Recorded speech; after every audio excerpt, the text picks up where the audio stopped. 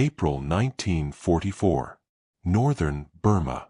Before sunrise, the jungle is nothing but a dark wall, dense, silent, almost ancient in the way it breathes. Moisture hangs in the air like a second skin. Every leaf drips. Every shadow hides something alive. And somewhere inside that maze of green, 3,000 American soldiers move like ghosts, their boots sinking into mud that never really dries. You don't hear them at first. The jungle swallows sound. But then, one by one, faint echoes break through. The clatter of an ammo can, the rasp of a machete, the low murmur of men who have not slept in days. These are the soldiers of the 5,307th Composite Unit, Provisional, better known as Merrill's Marauders. Yet out here, names don't matter. Numbers barely matter. What survives is willpower, or whatever is left of it. Most of these young men have already lost 10, 15, sometimes 20 pounds. Malaria flickers through their bodies like sparks in dry grass. Dysentery drains whatever strength remains. And still, before the sun rises, they push forward, one step, then another, through terrain so unforgiving that even the maps struggle to keep up. Officially, they are here to carve a path through northern Burma, strike deep behind Japanese lines, and seize the airfield at Myitkyina, a key to reopening supply routes into China.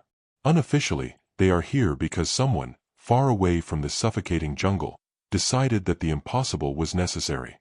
As dawn bleeds over the treetops, the first beams of light filter through the canopy. The men pause for a moment, not out of awe, but out of calculation. Daylight means visibility. Visibility means exposure. Out here, the enemy watches silently. Japanese units move with precision, discipline, and intimate knowledge of the terrain. The jungle favors them. The Marauders know this. They also know that no one will rescue them if things go wrong. There are no roads behind them. No supply convoys. No safe retreat. Only a long trail that twists like a living thing and fades into the green darkness. Rumors circulate quietly among the ranks. Some say the command underestimated the distance to Myitkyina. Others whisper that the terrain is far worse than intelligence suggested. A few, usually in the dead of night, ask a question no one wants to hear out loud. Why were they sent here at all? In Washington and Delhi, planners talk about strategy, routes, and timelines. Here, in the dripping humidity of Burma, strategy means finding enough water to avoid dehydration. Routes mean mud chasms that swallow mules whole. Timelines mean whatever the jungle allows. By the time the sun finally rises, the column begins to move again. Slowly, relentlessly, toward an objective they have never seen, down a path no one should have taken. A path that history would later call the Forbidden Way. When the Marauders took their first steps into the Burmese interior, most of them still believed the operation was built on solid ground. Orders had come from General Joseph Stilwell, Vinegar Joe, a man respected for his discipline and feared for his stubbornness. Stillwell wanted one thing above all, a land route from India to China. A road that would feed Chiang Kai-shek's armies and keep China in the war. A road that would eventually be known as the Lido Road. But to secure that road, American forces needed to remove the single Japanese stronghold blocking its path, the town and airfield of Myitkyina. A simple objective in theory. In reality, it meant carving a corridor through some of the harshest terrain on Earth. For planners sitting in well-lit rooms in Delhi, the logic looked elegant. A light infantry unit, fast, flexible, self-sufficient, moving deep behind enemy lines, avoiding major engagements, striking targets selectively, then seizing the airfield before the Japanese could reinforce it. A maneuver inspired by long-range penetration tactics the British Chindits had been refining. On paper, the Marauders were the perfect tool. But on the ground, the men learned a different truth. Nothing about Burma was light or fast. The jungle crushed speed. Disease consumed self-sufficiency. Distance erased every expectation. Most shocking of all was the supply issue. The entire operation depended on a single fragile lifeline. Aerial resupply dropped from C-47 transports. A system that worked well in textbooks, but struggled once the unit pushed deeper and deeper into forests so dense that even pilots couldn't see the drop zones clearly. Sometimes the bundles drifted miles off course. Sometimes they vanished into ravines. Sometimes the Japanese collected them first. As rations dwindled, the men began to live on half portions, then quarter portions. Meat spoiled within hours in the oppressive humidity. Rice turned gummy and sour. Cans corroded faster than they could be consumed. The jungle punished everything that wasn't alive. Yet the orders remained unchanged. Advance. Keep pressure. Close in on Myitkyina. The Marauders' commanders had been promised that resistance would be scattered. Small Japanese patrols, isolated outposts, maybe a few reinforced positions. But soon after crossing the Nhpum Range, scouts brought back a different picture. The Japanese weren't scattered. They were entrenched, well-supplied, and perfectly familiar with every bend, ridge, and creek. Worse still, the enemy had been watching, tracking, listening. Japanese scouts moved silently through the undergrowth, leaving no footprints, no broken twigs, nothing but the faint sense of being observed. Occasionally, a sniper's single shot would remind the Marauders they were never alone. As the days passed, the unit's original assumptions, speed, surprise, mobility, began to rot away, just like the men's boots. Every march took longer. Every ridge looked steeper. Every river crossing cost more strength than the last. But Stilwell's plan did not allow for turning back. The Marauders had been tasked with something bold, almost heroic-looking from the outside. Yet inside the jungle, the mission began to feel less like strategy and more like momentum, like a force that had been set in motion and now could not be stopped, even if the ground beneath it collapsed. Step by muddy step, the men realized something quietly disturbing. They were already too deep to withdraw. The first real shock came when the Marauders reached the outer edges of the Nhpum Valley. It was supposed to be open terrain, marshy, yes, but manageable. Maps described it as rough but passable. What the maps did not show was how the valley turned into a slow-motion trap after weeks of monsoon buildup. Every step sank into mud that clung like wet cement. Mules struggled. Boots tore. Tempers thinned. Then came the heat. Not the dry heat of deserts or the scorching heat of summer fields. This was a heat that wrapped around the lungs and made breathing feel like work. Sweat didn't cool anything. It simply soaked into uniforms already heavy with rain, mud, and mildew. Men joked at first. Jokes turned into silence. Silence turned into grunts. Eventually, the only sounds were the low calls of birds and the sucking noise of boots being pulled from the ground. For many, this was the moment they understood the scale of Stilwell's expectations. The jungle wasn't just terrain, they were fighting the environment itself. The first casualties weren't from bullets. They were from exhaustion. Within days, medics reported rising cases of heat stroke, dehydration, and foot infections caused by constant moisture. Men who had never backed down from enemy fire found themselves defeated by something as simple as standing upright. And then the insects came. Tiny, relentless, impossible to keep away. Clouds of mosquitoes descended the moment the column stopped moving. Leeches slid silently under socks and latched on without pain. Ants found their way into rations, blankets, even medical kits. The jungle didn't attack all at once. It chipped away, bite by bite, hour by hour. Still, the column pushed forward.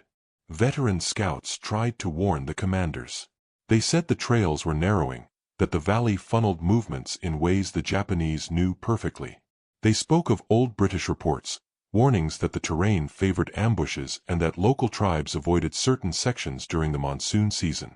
But warnings didn't change the orders. Every mile felt longer than the last. The column stretched thin, not because of disorder but because of exhaustion. A unit that was meant to move like fast, surgical light infantry now resembled a tired line, bending under its own weight. Then came the first sign that the Japanese were watching. A boot print, narrow, light, fresh. Then another, deeper in the brush.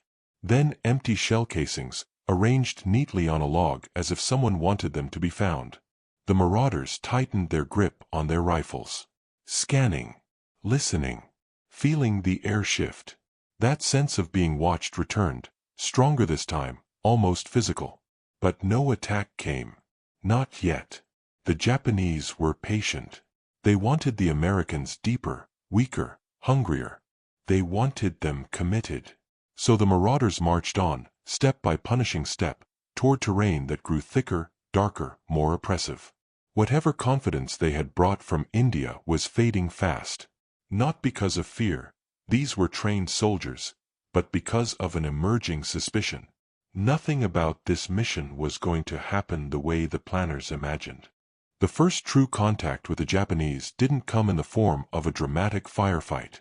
It arrived quietly, almost politely, as if the enemy wanted to introduce themselves before the real struggle began. It started with a single rifle shot. Not a burst. Not an ambush. Just one carefully placed round that snapped through the upper branches above the column.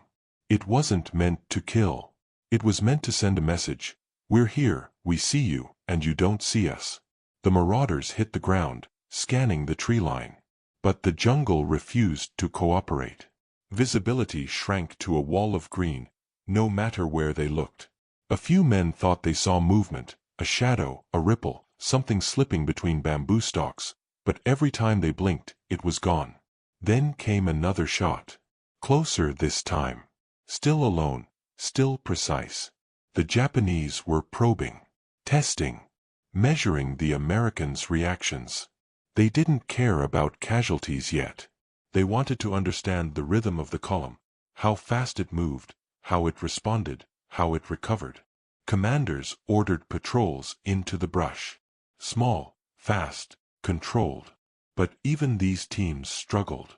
The terrain was tight, claustrophobic, full of blind corners and sudden drop-offs. Every few minutes someone stopped, raised a hand, listened.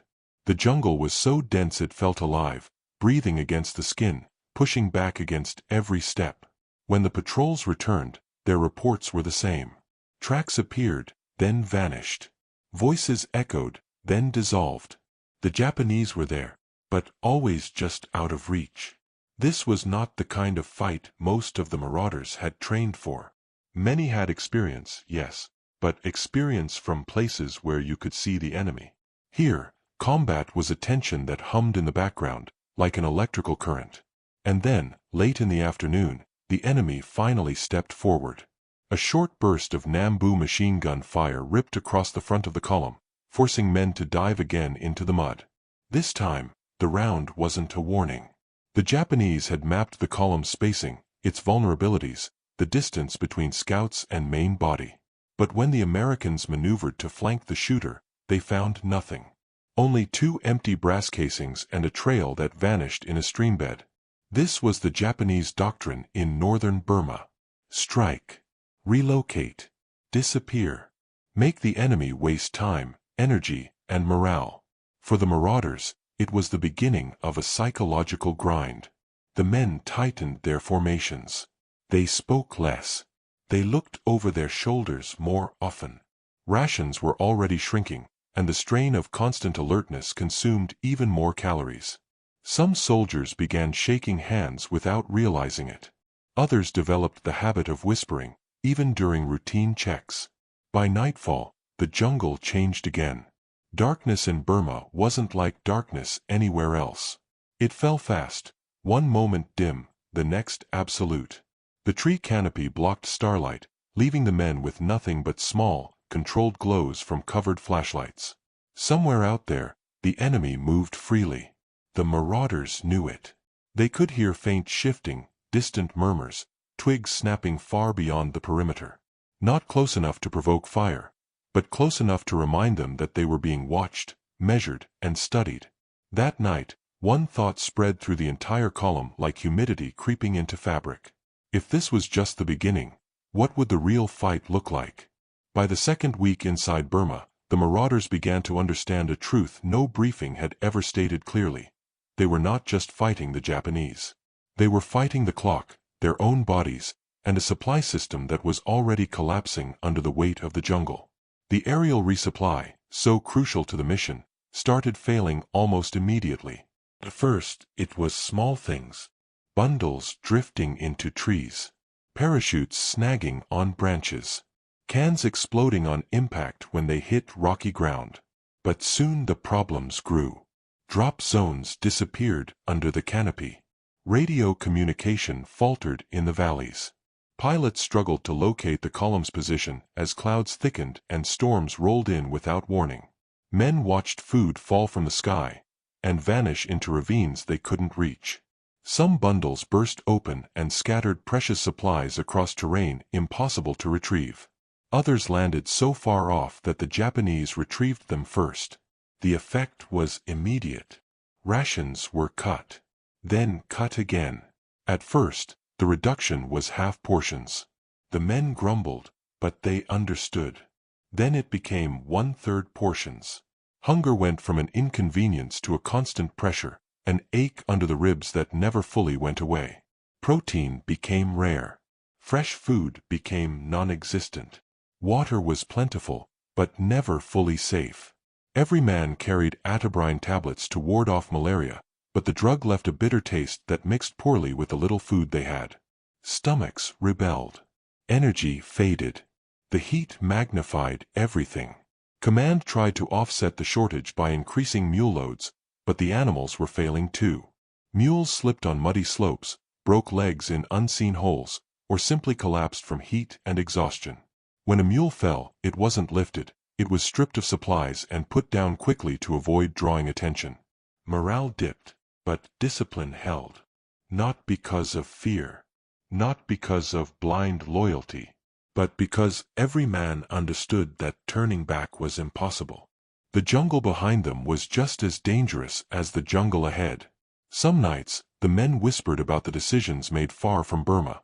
Decisions that placed them here with minimal supplies, overextended lines, and expectations that didn't match reality. But the whispers faded quickly. Complaints didn't change hunger. Food became currency. A single can of meat became a treasure. A handful of rice felt like victory. Medics watched the numbers carefully. Weight loss was accelerating. Some men had lost so much body mass that their uniforms hung loosely, belts pulled tight to the last holes. Yet they kept moving. Not quickly, not cleanly, but forward, because stopping was never an option. And there was something else, something more dangerous than hunger itself.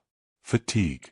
Not the kind cured by sleep or rest. This was a deep, bone-level exhaustion that clouded judgment.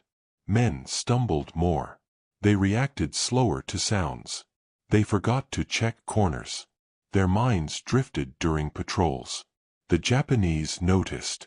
Enemy scouts began testing the Americans at night, moving closer to the perimeter, slipping between trees, sometimes tossing small rocks to measure reactions. They were mapping the effects of hunger and fatigue almost as carefully as the Americans mapped terrain. The jungle was winning. The enemy was learning. And the Marauders were only at the beginning of their long march. The question spreading quietly through the unit was no longer how they would reach Myitkyina, but whether they could reach it at all. As the Marauders pushed deeper into Burma, disease stopped being a background threat and became a constant companion. It didn't strike in dramatic waves. Instead, it crept in slowly, through cuts that wouldn't heal, through water that seemed clean enough, through insects too small to notice until it was too late. Malaria hit first. Then dysentery. Then jungle rot. Men who had been strong weeks earlier began shaking uncontrollably during night watches. Fever left them delirious, whispering things they didn't remember the next morning. Some hallucinated. Others drifted in and out of sleep so shallow it felt more like unconsciousness. Medics did everything they could, but they were fighting enemies they couldn't see. Supplies were limited. Clean dressings ran out quickly. Atabrine kept malaria at bay, but the drug's side effects, nausea, headaches, a strange yellow tint to the eyes, spread through the unit like a shared burden. The Japanese understood all of this perfectly. They had fought in Burma for years and knew how the environment shaped men's minds. They used it, not with brute force, but with carefully timed pressure. At dusk, They fired single shots from impossible angles. At midnight, they whispered from the tree line to unsettle the sentries. At dawn, they launched small probes, never enough to be a full attack, just enough to drain energy and focus. This was warfare by erosion. The Marauders began losing sleep, not by choice but by design. No one trusted the night. No one slept deeply. Even those too sick to stand kept their rifles close. Some patrol leaders described it as being hunted by a ghost you keep hearing but never seeing. Others said the enemy felt like a shadow that always stayed just behind the column, pushing them, squeezing them, driving them into terrain that grew worse with every mile. And the terrain itself seemed to cooperate. Rainstorms rolled in without warning, dropping sheets of water that drowned campfires and soaked every piece of equipment. Rifles rusted faster. Ammunition swelled and jammed more easily. Boots stayed wet for so long that skin peeled away in layers. Men tried drying their socks at night, but humidity made it pointless. Foot infections multiplied. Some soldiers cut pieces of their boots to relieve pressure from swelling. Others tied strips of cloth around their ankles to keep skin from splitting. Despite all this, the column continued moving forward, but now at a slower, heavier pace. The constant weight of sickness, fatigue, and fear turned every decision into calculation. Should they push faster to escape the worst terrain? Or move slower to conserve strength? There were no good answers, only choices that all felt wrong. Stilwell's orders remained unchanged. Advance. Maintain pressure. Reach Mayat Kina. But on the ground, the mission was transforming. What began as a strategic strike was becoming a test of endurance, one the Japanese fully understood and exploited. During one particularly long march, scouts found footprints along the path ahead, fresh, light impressions from Japanese soldiers. They had walked parallel to the column for hours, possibly days. Watching, measuring, waiting. This was psychological warfare, and the Marauders knew it. Some men clenched their jaws and pushed harder. Others fell silent. A few began talking to themselves to stay focused. The constant strain blurred the line between caution and paranoia. Yet the most unsettling truth was this. The Japanese didn't need to attack. Not yet. The jungle was doing that job for them. And somewhere ahead, beyond the next ridge or river crossing, they knew the real confrontation was waiting. Planned, prepared, and positioned long before the Marauders even crossed into Burma.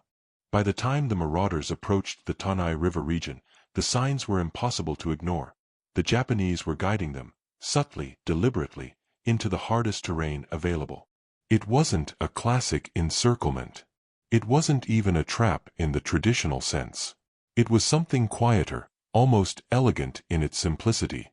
They were shaping the battlefield. Every time the Americans found what looked like a clear path, they'd encounter a sudden burst of rifle fire or an abandoned position that proved the enemy had been there first. The message was always the same: not this way. Instead, the column found itself veering toward thicker jungle, steeper slopes, and narrower trails.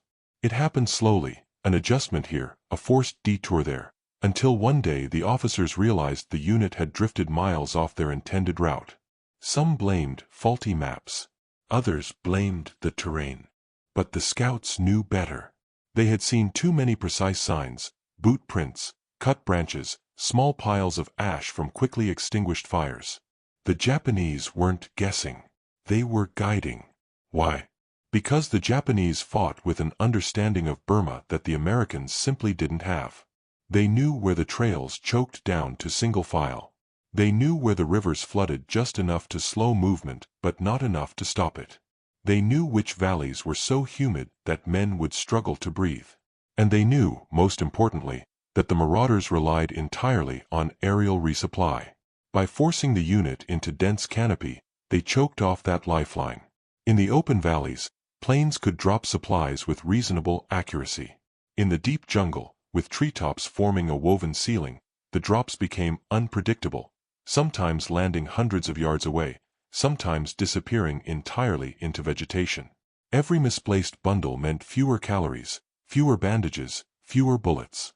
And the Japanese understood the math. American planners had estimated the men could survive on reduced rations for weeks. But the Japanese strategy compressed those weeks into days by accelerating exhaustion and malnutrition. This was not coincidence. This was operational art executed with patience and precision. Meanwhile, Stilwell's orders kept coming in. Advance. Push toward Myatkina. The commanders passed the orders down, even as they watched their men grow thinner, quieter, more hollow-eyed with each passing day.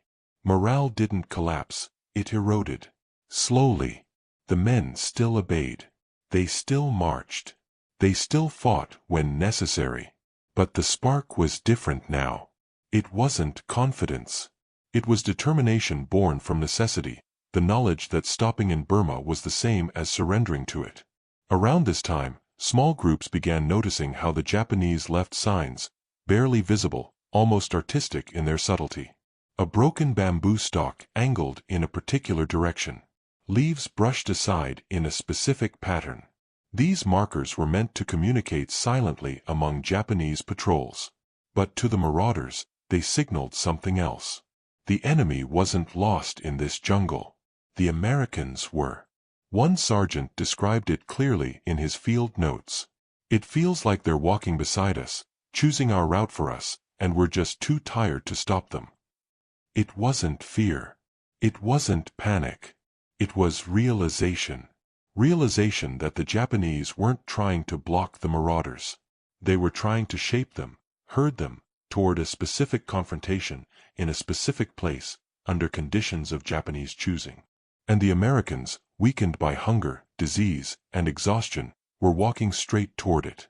By the time the Marauders reached the approaches to the Nhpum Ga Ridge, the transformation within the unit was unmistakable. These were still trained soldiers, disciplined, focused, skilled, but their physical condition had changed so drastically that some barely recognized themselves in the reflections they caught in river water. Average weight loss had reached alarming levels. 15 pounds. 20. 25 in some cases. Uniforms hung off bodies like loose fabric. Belts tightened to the last notch. Cheekbones grew sharp. Eyes seemed to sink deeper into their sockets. The men's gait changed, too. Shoulders slightly forward, steps slower, heads tilted downward not from defeat but from constant fatigue. And still, they moved. But the cost was becoming visible in other ways, ways that were more dangerous than weight loss. The first cracks appeared in concentration. During night watches, soldiers stared too long at single points in the darkness, waiting for movement that might not have been there. Some responded too quickly to sounds, turning rifles toward teammates who stepped too close. Others reacted too slowly, their reflexes dulled by exhaustion. Then there were the arguments. Not loud, not explosive, just tense whispers sparked by hunger, sleep deprivation, and frustration with the terrain. Men snapped over small things, a misplaced canteen, a broken strap, a careless remark. Leadership intervened quietly, but everyone felt the strain. The medics monitored morale as closely as they monitored temperatures and infections. They knew psychological fatigue could be as lethal as malaria. But supplies were low, and there was no rest available. Even sick men marched, sometimes with help, sometimes alone, but always moving. Sleep itself became fragmented. No one slept more than an hour or two at a time. Rain woke them. Insects woke them. The sound of distant movement woke them. Some men began experiencing vivid dreams, half hallucinations, where the jungle whispered or the shadows shifted in ways that felt too real. Others described moments where they forgot what day it was, or how long they had been marching. Stilwell's plan required them to keep moving. The Japanese required them to keep suffering. The jungle required nothing, because it was winning without effort. During one of the marches up the Nhpum Ga trail, a soldier stumbled and fell face-first into the mud. His squad helped him up, expecting him to shake it off.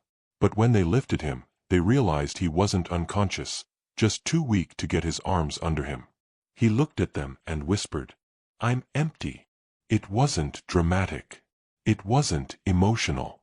It was factual. A simple statement describing the physical reality of a body pushed beyond its limit. Yet the column couldn't stop. Not for long. Not without risking an ambush. And so they kept going. But at this stage, the Marauders were changing tactically as well. Patrols grew shorter and more cautious. Perimeter defenses shrank because too many men were too sick to stand long watches. Scouting became more dangerous because the enemy exploited exhaustion whenever possible. The unit's identity as a fast, agile, deep penetration force was fading. They were still dangerous, still capable of fighting, but they were no longer the sharp tool designed in planning rooms. They had become something heavier, slower, driven by endurance rather than speed. The Japanese recognized this shift. They had seen it before, with Chinese units, with British units, with anyone forced to fight the jungle instead of the enemy. And now they were preparing for the next phase. A deliberate, concentrated strike against an American force too worn down to avoid it. The first major engagement came just beyond the Nhpum Ga ridge, at a point in the trail where the jungle narrowed into a natural funnel.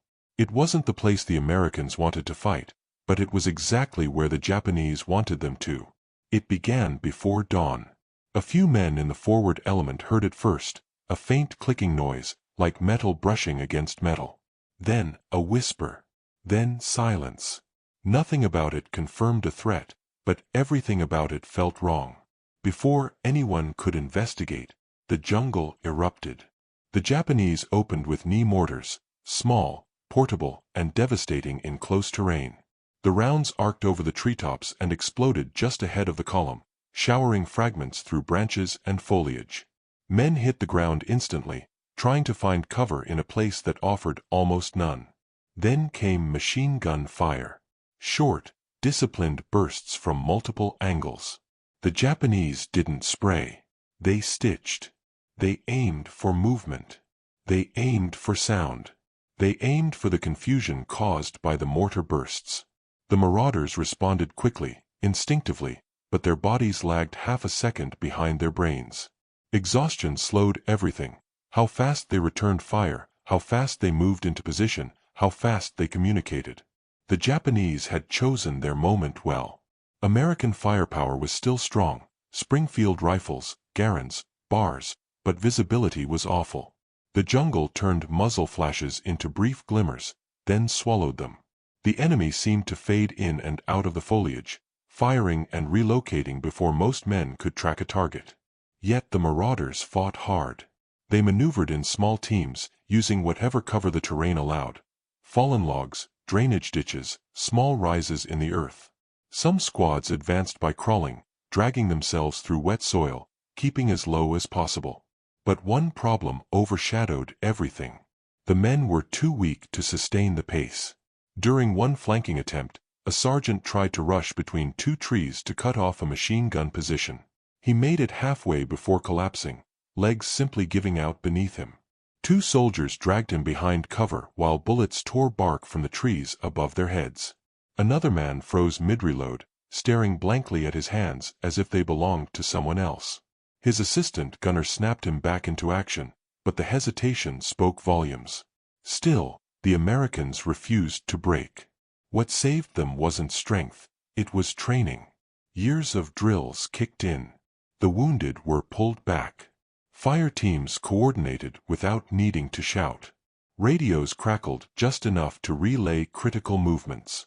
Even sick and starving, the unit acted like a coherent fighting force. And slowly, the momentum shifted. After nearly an hour of steady fire, the Japanese withdrew. Not because they were defeated, because they had accomplished their objective. They had measured the Marauders.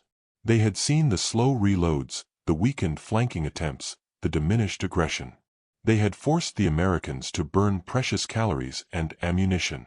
And they left behind just enough evidence, spent cartridges, small flags, footprints, to deliver a message. We know you're weakening. And we're just getting started. When the shooting finally stopped, the jungle returned to silence. Not peace, just silence. The kind that settles after a storm and reminds you the air is still dangerous. The medics moved quickly, treating shrapnel wounds, bandaging cuts, checking fevers. No one celebrated. There was no victory to savor. Just the awareness that they had survived the first real push, but at a cost they could barely afford. As the column reorganized, a lieutenant summarized the moment with painful clarity. "We won today, but it feels like they planned for that." And deep down, most of the Marauders knew he was right. This was only the opening move. In the days following the first major engagement, the Marauders found themselves marching with a new, heavier awareness. The firefight had revealed something they'd suspected but never fully admitted. Their bodies were no longer keeping up with their mission. Marching became negotiation. Every mile demanded a trade, one more step for one less reserve of strength. The chain of movement slowed, not because of fear, but because muscles were thinning, endurance was fading, and simple actions cost more energy than they should. The column's formation stretched wider, with greater gaps appearing between squads. Officers noticed it immediately. NCOs tried to tighten the line. But holding a pace in Burma wasn't an issue of discipline, it was biology. You can't order calories into a body that doesn't have them. The trail didn't help. It narrowed, then widened into marsh, then vanished under fallen bamboo. Climbing became the worst part. Burma's ridges weren't dramatic peaks, they were long, dragging inclines that punished legs for hours.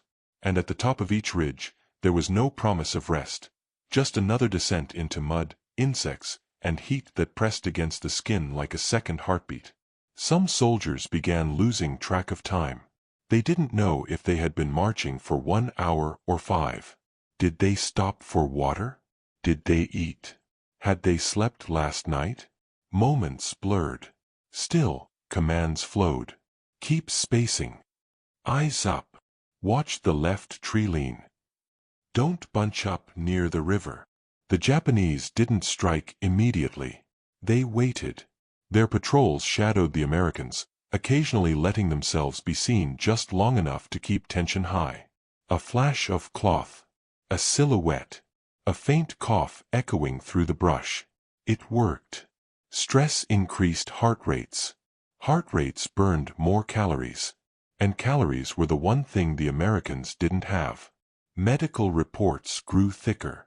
More malaria cases. More dysentery. More fevers that turned bones into lead.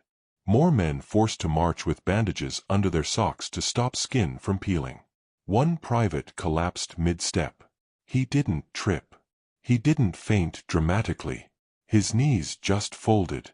By the time his squad reached him, he was conscious but confused.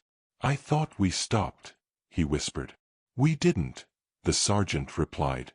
"Oh," the private said. "Okay."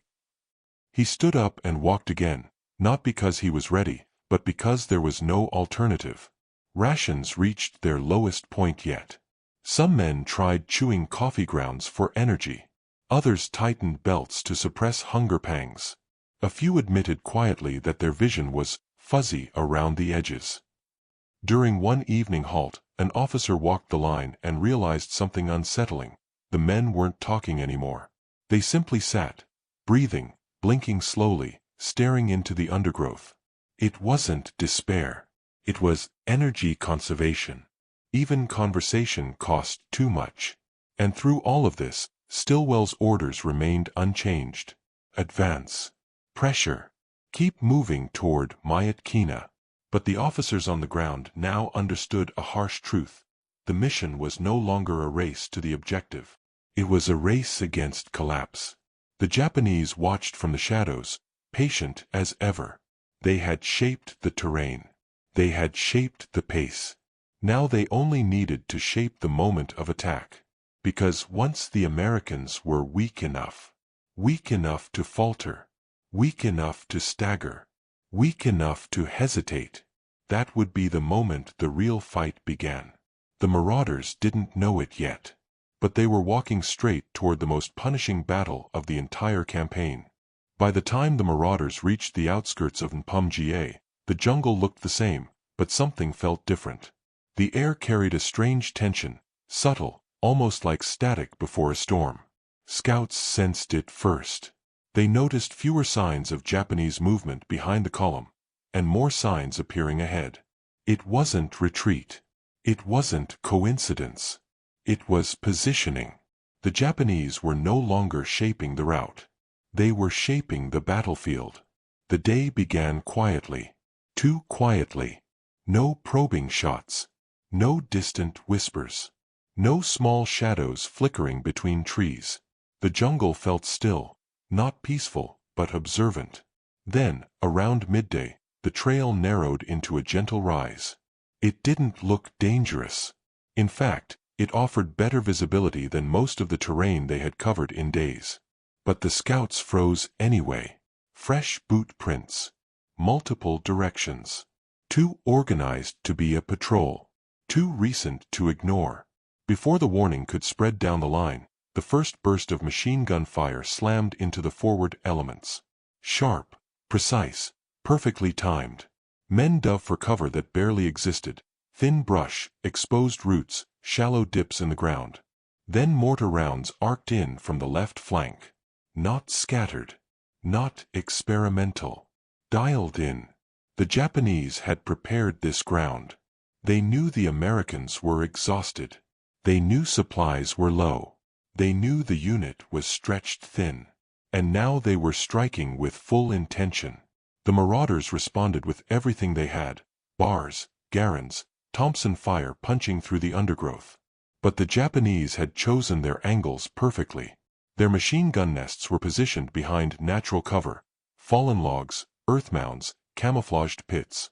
Each position fed into the next, overlapping arcs of fire. The Americans were in a kill zone. And worse, most didn't realize it yet. As small teams pushed forward to flank, they ran into secondary lines, riflemen hidden just deep enough to fire once and then vanish. The Japanese weren't trying to stop movement, they were trying to redirect it. Every attempt to maneuver tightened the noose a little more. Within minutes, the column was fragmented. Not broken, just sliced. Small pockets of men were cut off, pinned down by fire from directions that didn't make sense on a map. One squad leader yelled, "They're everywhere." He wasn't wrong. He just didn't know what he was seeing. The Japanese weren't everywhere.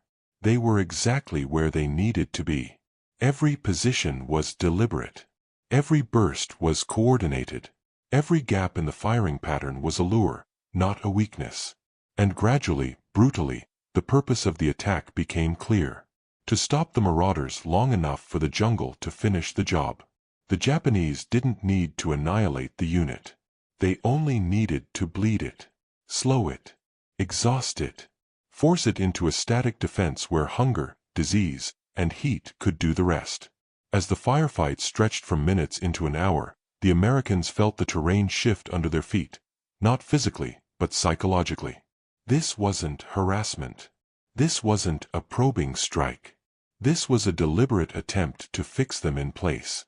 The officers sensed it immediately. They'd been funneled, guided, placed exactly where the Japanese wanted them. And now the jungle tightened around them like a closing fist. The Marauders managed to hold. They fought back with grit, training, and the raw instinct to survive. They didn't break. But when the gunfire finally tapered off and the Japanese faded back into the trees, the truth was painfully clear. They weren't escaping this terrain.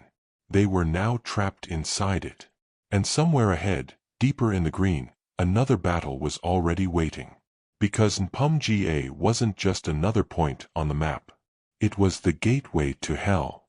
When the Marauders pulled back and reorganized around the hilltop at Nhpum Ga, they did so with the hope, however faint, that the ground offered something the jungle had denied them for weeks, a defensible position. The rise wasn't large, but it gave just enough elevation to see a few dozen yards farther into the trees. In Burma, that felt like a luxury. But the Japanese had chosen this ground for a reason. The moment the Americans dug in, scouts noticed patterns that were easy to miss if you weren't looking. Cut branches arranged in certain angles, crushed grass where no one from the column had walked, small, circular impressions in the soil, signs of mortars carried and placed with intention. The Japanese had rehearsed this battlefield. The Americans were merely stepping into it. At first, the perimeter took shape in relative calm. Men dug foxholes with whatever strength they had left. Small entrenching tools, bayonets, even helmets. The earth was damp and heavy. Every shovel of dirt felt twice as heavy as it should. Some men were so weak they dug sitting down, scooping mud with both hands. Medics moved quietly between positions, checking fevers and handing out atabrine tablets already in short supply. A few soldiers were too sick to dig. Others dug for them, then guided them into the shallow pits with gentle firmness. Despite the exhaustion, there was a sense of order, a routine, a temporary rhythm. But the scouts returned with news that shattered that rhythm instantly. The Japanese were already surrounding the hill. Not assembling. Not advancing. Already there. Small teams had spotted silhouettes deep in the treeline, single riflemen drifting between shadows, quietly marking coordinates. Others found fresh latrine pits, still warm. And a few, further out, heard faint metallic clicks, the unmistakable sound of mortar baseplates being adjusted. The Marauders had walked straight into a tightening circle. As afternoon turned into evening, the jungle grew unnervingly still. No insects. No birds. Even the usual hum of distant rainfall faded. It was the kind of silence that felt staged, like nature was holding its breath. And then the first mortar round landed. Not close. Not dangerous.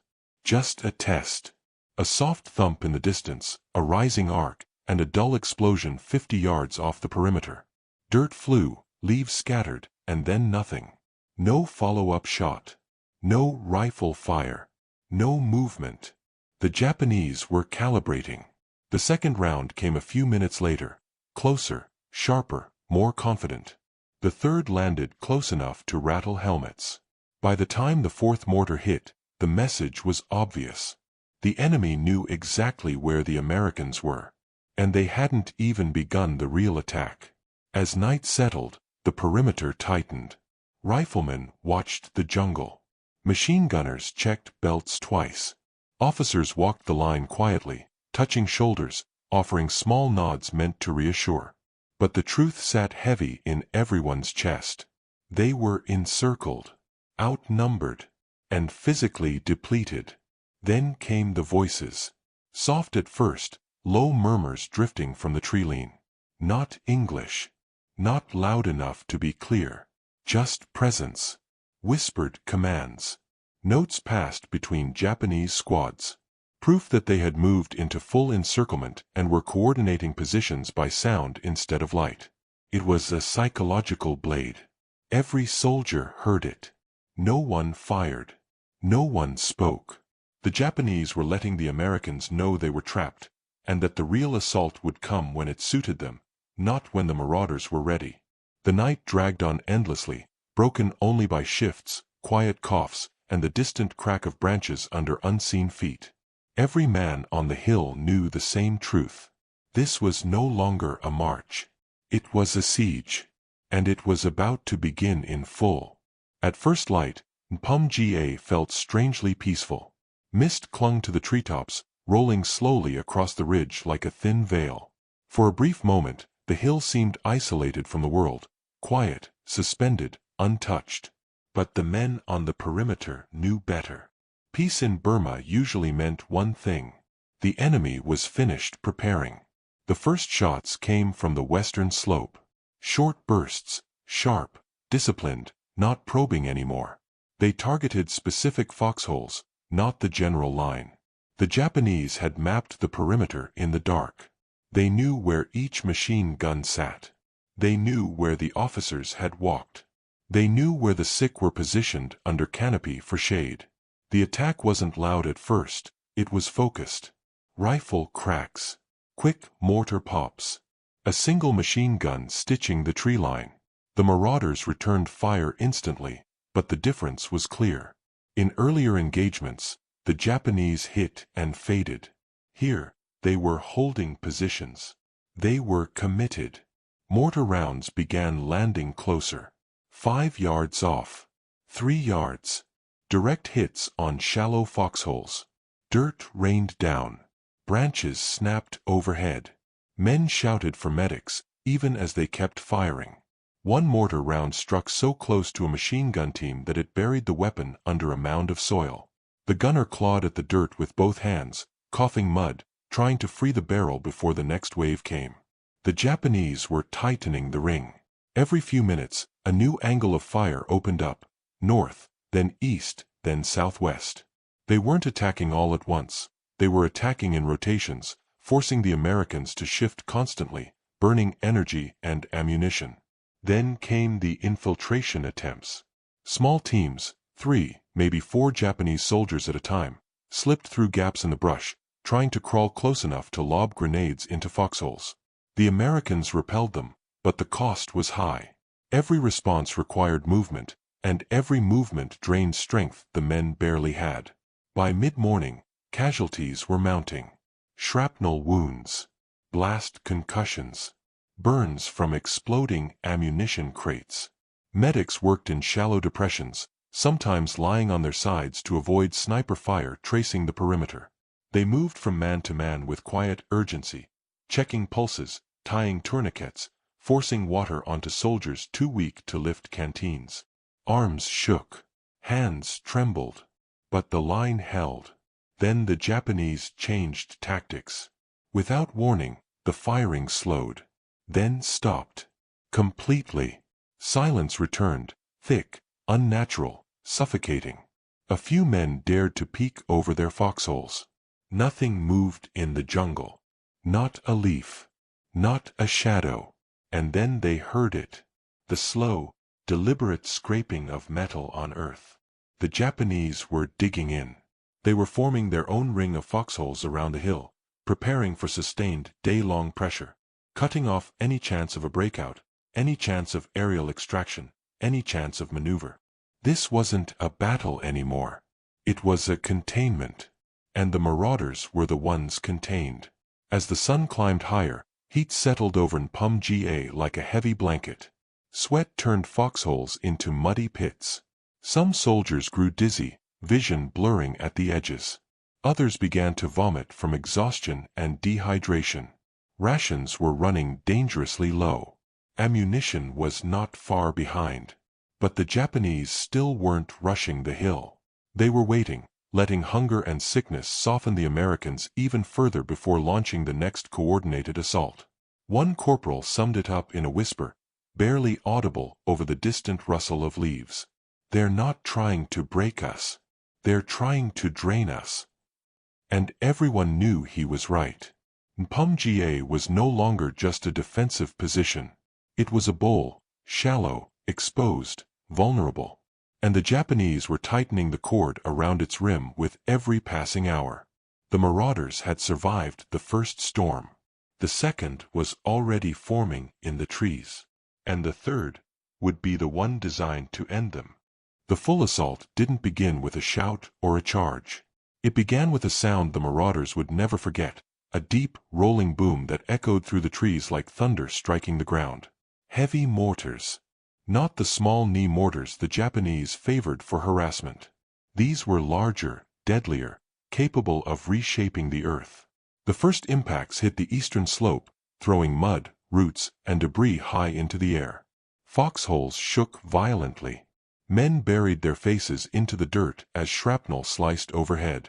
The second volley landed closer, walking up the ridge with terrifying precision.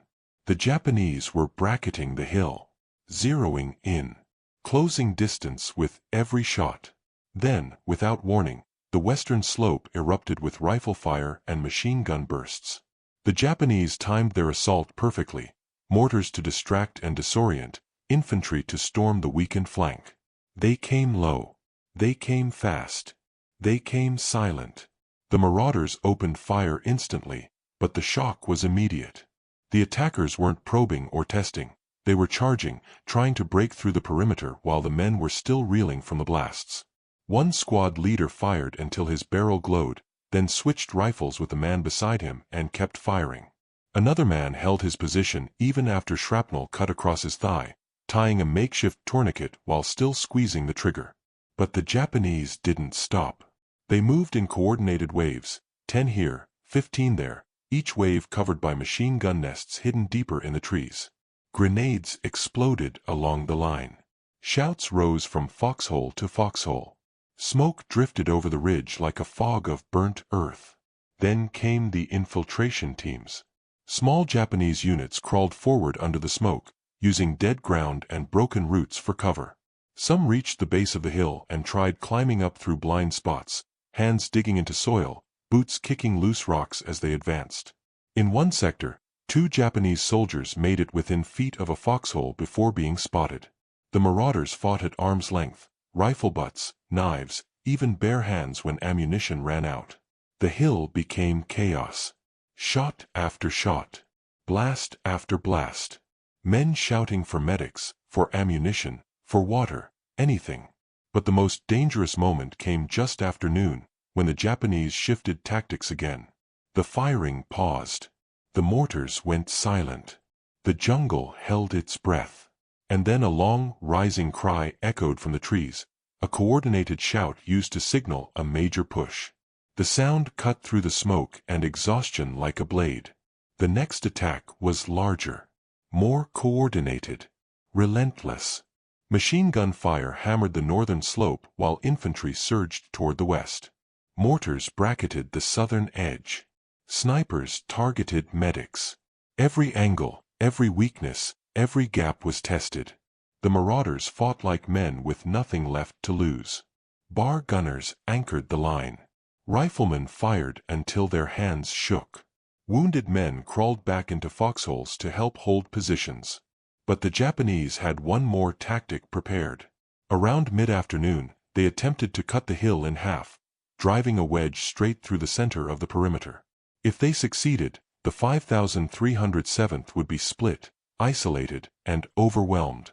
For minutes that felt like hours, the battle teetered on a knife's edge. The wedge came dangerously close, Japanese soldiers climbing over roots and logs, closing to within a few yards before being pushed back by concentrated fire.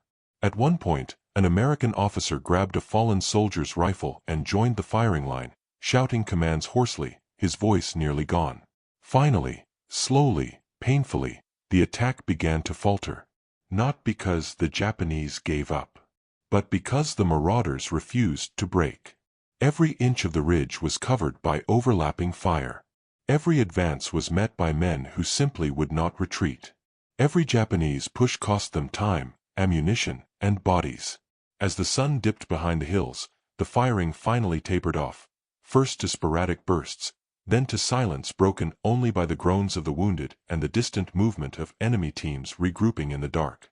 The Marauders had held. Barely. At terrible cost. But they had held. Yet every man on that ridge understood the deeper truth. The Japanese would be back. And the next attack would be worse. Because Nhpum Ga wasn't just a battle. It was a test. One the jungle and the enemy were determined to finish. Night fell over Nhpum Ga like a curtain dropping in an empty theater. Fast, heavy, absolute. There were no stars through the canopy, no moonlight slipping through the branches. Just darkness thick enough to feel on the skin. The Americans were exhausted. Not tired. Exhausted in a way that made thinking feel like lifting weight. But no one slept. Sleep was too dangerous. The Japanese had a pattern: probe during the day, assault in the afternoon, then slip close at night. Quiet, methodical, patient. Everyone on the ridge knew they were out there right now, somewhere beyond the perimeter, crouched between roots and shadows. The jungle seemed to shrink after dark. Sounds amplified. A snapped twig. A cough. A soft footstep on leaves. Each one sent ripples across the line. Medics moved among the wounded, checking pulses and whispering instructions, careful to keep lights covered. Some men shook uncontrollably from fever. Others whispered strange half-dreams to the air, delirious from infections that had finally caught up with them. Yet the psychological strain wasn't only in the sick. It was in the healthy too, or what passed for healthy at this point. Hunger gnawed constantly, a dull, consuming burn under the ribs. Water was rationed, and every sip felt like a crime against tomorrow. Ammunition was low enough to make every shot a decision. Even breathing felt like effort in the thick, humid air. But the silence was the worst part. It wasn't empty. It was filled with imagination. Men began hearing things that might not have been real, or might have been scouts crawling close. A branch sliding. A whisper. A faint metallic click. Sometimes it was the enemy. Sometimes it wasn't. But the effect was the same. Pulses quickened, grips tightened, adrenaline surged into bodies that had nothing left to give. Just after midnight, the first flare of movement came from the northern edge. Not gunfire. A shadow. A shape at the corner of a foxhole's field of view. The soldier watching that sector froze. He didn't shout. He barely breathed. He slowly raised his rifle, finger on the trigger, trying to separate imagination from reality. Then he saw it again, a slow shift, a figure sliding low to the ground. He fired one round. Just one. The shot cracked across the ridge, echoing through the trees like a thrown stone in an empty hall. Instantly, the perimeter came alive. Rifles aimed outward. Machine gunners steadied their weapons. Officers whispered along the line, "Steady, steady, eyes out." But the Japanese didn't return fire. They didn't move. They didn't react in any way. Which made it worse. Was the shot a warning to them? Or had they triggered the Japanese trap? No one knew. And the darkness gave no answers. Hours dragged by. Men blinked against fatigue so deep it felt like gravity pulling on their eyelids. Some chewed coffee grounds to stay awake. Others hummed quietly to themselves just to keep their minds anchored. But by late night, something shifted, not in the jungle, but in the men. They began to accept the silence not as peace, but as part of the battle. The waiting. The listening. The slow drain of willpower. Because the Japanese didn't need to attack constantly to control the ridge. They only needed to remind the Americans that an attack could come at any moment. And that uncertainty wore down the Marauders far more effectively than gunfire. Just before dawn, a whisper moved along the line. "They're repositioning." No one asked how they knew. Sometimes, in a siege, you don't need proof. You feel the enemy moving, not with your eyes, but with your nerves. And as the first gray light crept through the trees, every man on Nhpum Ga understood the same truth. The night hadn't been a pause. It had been preparation. And the next assault was coming. Dawn didn't break over Nhpum Ga so much as seep in, thin, gray light filtering through the canopy, revealing the outlines of exhausted men slumped in their foxholes. No one had slept. No one expected to. The night had been too quiet, too long, too calculated. And the moment the first birds began to call, the attack came. It started with a sudden crack of rifle fire from the south, followed immediately by a second burst from the west. 2 angles. 2 distractions. The Marauders shifted to respond, adjusting their positions. And that's when the mortars hit. 6 rounds. Almost simultaneous. Landing in a tight cluster on the northern slope. The ground shook violently. Mud blasted upward, showering foxholes. A machine gun position was nearly overturned. Men clamped their hands over their helmets and braced for the next wave. It came seconds later. A deeper boom. Heavier mortars. The Japanese were throwing everything they had. Foxholes caved in. Branches crashed down. The air filled with dust and smoke so thick it stung the eyes and turned every breath into a cough. Before the echoes faded, the infantry assault began. The Japanese surged forward from 3 sides, north, west, and southeast, using the smoke as cover. They advanced low, fast, and close, trying to reach the perimeter before the Americans could re-establish fields of fire. Machine gunners opened up immediately. Bar teams dropped into firing positions, fanning the jungle with controlled bursts. Riflemen steadied shaking hands and fired at silhouettes moving through the haze. But the Japanese kept coming. They crawled. They rolled. They used tree trunks as shields, leapfrogging from cover to cover with practiced precision. Grenades arced through the air. Some exploded in foxholes. Some bounced off roofs and detonated harmlessly. Some landed close enough to send dirt and splinters deep into exposed skin. The perimeter began to bend. Not collapse, bend. Strained under pressure. Held only by the sheer will of men too exhausted to run and too cornered to break. At one point, the Japanese breached a small section of the southern line. A squad of 6 enemy soldiers climbed over a fallen log and charged directly toward a shallow American foxhole. The marauder inside, half delirious with fever, fired a full clip at point-blank range. The carbine jammed on the last round. He drew his knife and braced for impact. 2 Americans from the adjacent foxhole intervened, pulling him back and firing until the breach was sealed. But breaches kept coming. Every few minutes, another part of the line faltered. Machine gun belts ran empty. Bar barrels overheated. Riflemen cursed as their hands fumbled cartridges slick with sweat. The Japanese didn't relent. They screamed charges. They hurled grenades. They crawled under fire as if the jungle itself were pushing them forward. And all the while, the marauders felt their bodies failing. Muscles trembled. Vision blurred. Some men vomited from exhaustion mid-fire. Others collapsed to one knee but refused to let go of their rifles. One medic sprinted through open ground to reach a wounded man, diving into a foxhole just seconds before a mortar round exploded behind him. The blast knocked the wind from his lungs, but he kept working, tying a tourniquet, checking pulses, applying dressings with hands that wouldn't stop shaking. By late morning, the battlefield was chaos. Smoke hung low. Voices were hoarse. Ammunition was running out. The Japanese made one last push, a coordinated drive along the western ridge, their strongest axis. If they broke through here, the hill would fall. But the marauders didn't break.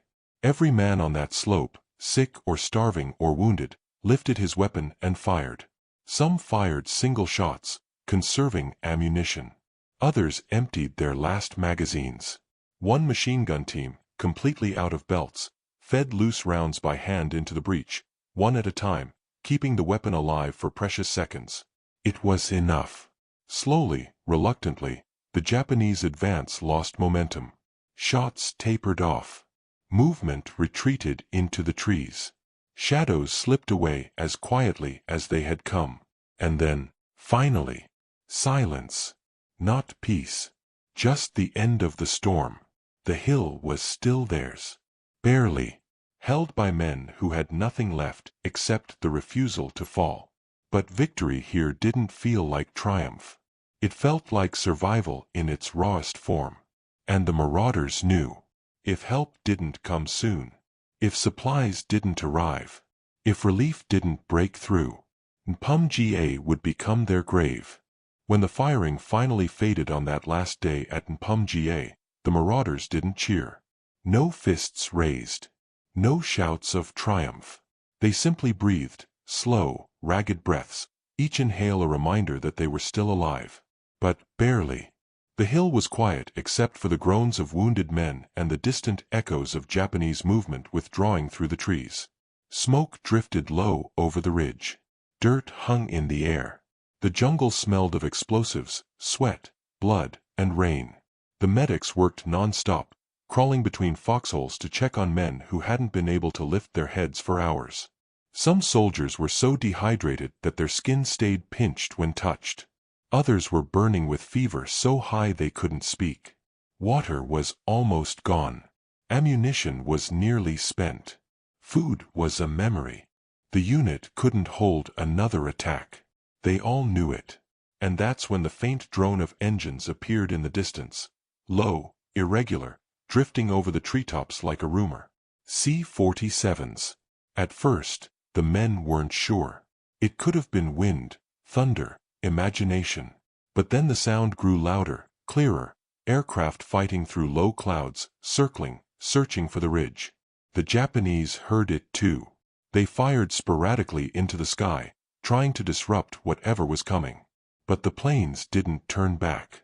They dipped low, dangerously low, wings barely above the treetops, and dropped supplies through the only opening they could find over Nhpum Ga. Parachutes burst open in midair, scattering crates across the hillside. Some landed on target. Some drifted into trees. Some fell into Japanese-held ground. But enough reached the ridge to matter. Water, ammo, medical kits, food, small rations but food. For the first time in days, the men felt something close to hope. Then, on the ground far to the west, came another sound.